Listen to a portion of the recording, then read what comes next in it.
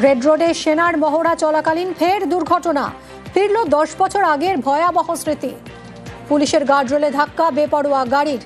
কথা বলবো, প্রীতি রয়েছে সঙ্গে। প্রীতি, কিভাবে ঘটলো এই দুর্ঘটনা? 26শে জানুয়ারি প্রজাতন্ত্র দিবসের কুচকাওয়াজ এবং তার আগে এই কটা দিনে কিন্তু যে মহড়া, সেই মহড়া রেড রোডে চলে এবং সকাল 7:30 নাগাদ একটি গাড়ি বেপরোয়াভাবে আসে এবং এসে প্রাথমিকভাবে যেহেতু পুলিশের তরফে গার্ডরেল করে দেওয়া হয়েছিল, সেই গার্ডরেলে ধাক্কা মারে এবং সেখানে যারা উপস্থিত ছিলেন তাদের বক্তব্য যে একটুর জন্য তারা প্রাণে বেঁচেছেন এবং ইতিমধ্যে সেই গাড়িটিকে, বিলাসবহুল গাড়ি, তাকে আটক করেছে ময়দান থানা। গাড়ির যে চালক, তাকে আটক করা হয়েছে এবং সূত্রের খবর যে সেই গাড়িতে 3 থেকে 4 জন কম বয়সী ছেলেমেয়ে ছিল, তাদেরকেও কিন্তু জিজ্ঞাসাবাদ চলছে।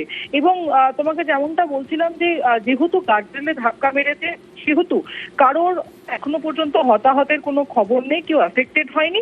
তবে এখন প্রশ্ন উঠছে যে 10 বছর আগে যে ঘটনা কলকাতা শহরের বুকে হয়েছিল, অর্থাৎ রেড রোডে হয়েছিল, সেই ঘটনার পুনরাবৃত্তি হতে গিয়ে কিন্তু কিছুটার জন্য কার্যত হচ্ছে রক্ষা পেলেন তারা, এমনটাই মনে করছেন অনেকে।